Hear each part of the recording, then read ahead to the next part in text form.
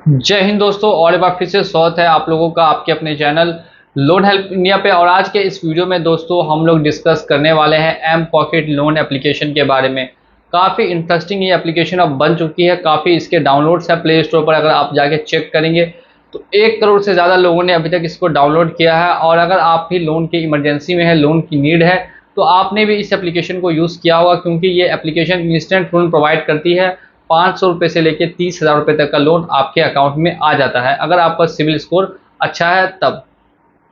Mainly यहाँ पे हम लोग बात करेंगे जब आप लोग लोन का पेमेंट टाइमली नहीं कर पाते हैं, या फिर किसी पर्सनल कारण से, जैसे कि जॉब नहीं है या जॉब छूट गई है, या फिर कहीं पैसा डूब चुका है, हेल्थ कंडीशन बिल्कुल भी सही नहीं है, जिस वजह से आपको लग रहा है कि अब फ्यूचर में आप इसका पेमेंट नहीं कर पाएंगे, तो फिर आप इनका पेमेंट कुछ समय के लिए रोक सकते हैं। कभी भी ये ज़िंदगी में गलती नहीं कीजिए कि एक लोन को देने के लिए दूसरा लोन अगर आप कभी उठाएंगे तो एक बात मेरी याद रखिएगा कि कभी भी लोन के चक्कर से बाहर नहीं निकल पाएंगे, ये मेरी आपको गारंटी है।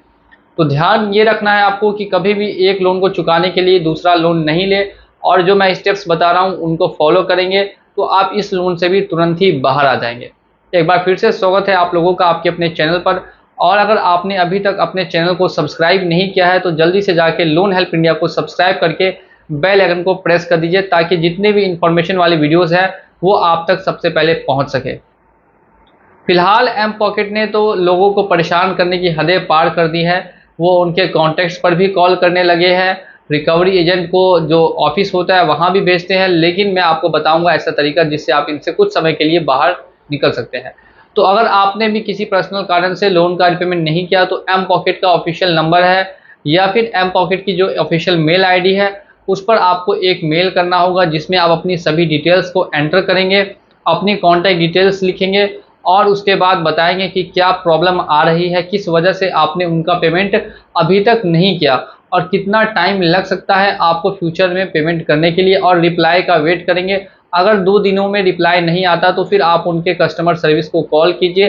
कॉल करके उनको बताइए कि ये प्रॉब्लम आपके साथ आ रही है और इस वजह से आप पेमेंट नहीं कर पा रहे हैं, आपको कुछ समय दिया जाएगा, तो आप उनका पेमेंट करके क्लियर कर देंगे। और इस बीच में अगर वो किसी को भी कॉल करेंगे आपके कॉन्टैक्ट्स पर, या कोई भी रिकवरी एजेंट भेजेंगे, तो फिर फ्यूचर में आप उनका किसी भी तरीके से पेमेंट नहीं कर पाइएगा।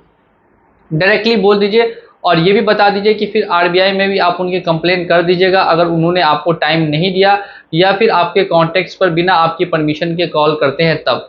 क्योंकि जून 2023 से ही ये गाइडलाइंस जारी हो गई थी आरबीआई की, जाकर आप चेक भी कर सकते हैं कि कॉन्टैक्ट्स पर कोई भी कंपनी बिना परमिशन के कॉल्स नहीं कर सकती, या रिलेटिव्स को, फ्रेंड्स को कोई भी कॉल नहीं कर सकता है।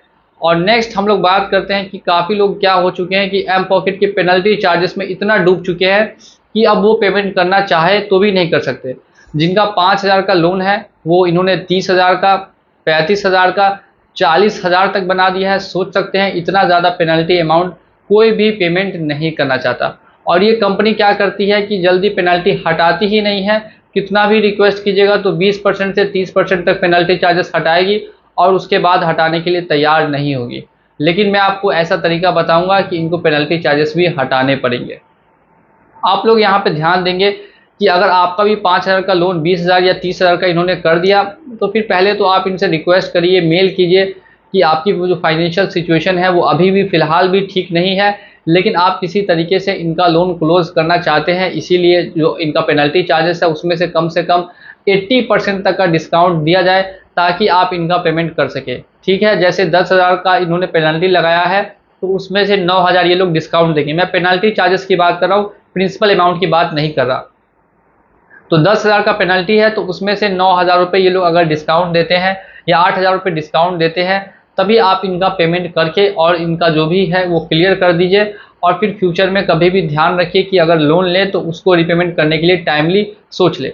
अब कुछ लोग ऐसे हैं जिन्होंने इसका पेमेंट 4 साल से, 5 साल से, 7 साल से अभी तक नहीं किया, और उनके साथ तो कोई फिलहाल प्रॉब्लम नहीं आ रही है। सिर्फ और सिर्फ दिक्कत यह है कि उनका जो सिविल स्कोर है वो काफ़ी ज़्यादा लो है। तो अगर आप भी ये सोचते हैं कि अगर कभी भी पेमेंट ना करें तो क्या होगा, तो ज़्यादा से ज़्यादा जो दोस्तों आपका सिविल स्कोर है वो इतना ज़्यादा लो हो जाएगा कि फिर फ्यूचर में आपको कहीं से भी पर्सनल लोन लेने में या अनसिक्योर लोन लेने में काफ़ी ज़्यादा प्रॉब्लम फेस करनी पड़ सकती है, या फिर मैं कहूँ तो फिर आपको कहीं से भी पर्सनल लोन नहीं मिलेगा। बात करते हैं नोटिस के रिगार्डिंग।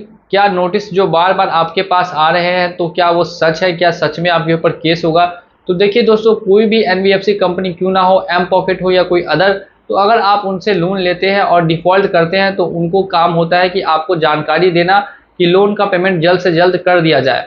तो ये जानकारी देने के लिए ही बार बार आपको नोटिस सेंड करते हैं आपके घर पे या मेल से या फिर व्हाट्सएप पे, ताकि आपको जानकारी मिले कि आपका इतना इतना लोन अभी तक ड्यू है और इसको जल्द से जल्द पेमेंट करना होगा।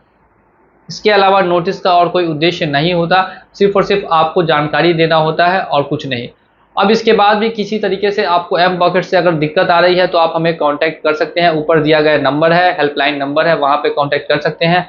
और अगर आपको किसी अदर टॉपिक पे वीडियो चाहिए तो वो आप लोग कमेंट सेक्शन में आके बताइए, मैं पूरी से पूरी कोशिश करूंगा कि अदर टॉपिक पे भी वीडियोस बनाने की। तो चलिए चलता हूं मैं आज के इस वीडियो में, मिलूंगा अगली वीडियो में बहुत जल्द। जय हिंद, जय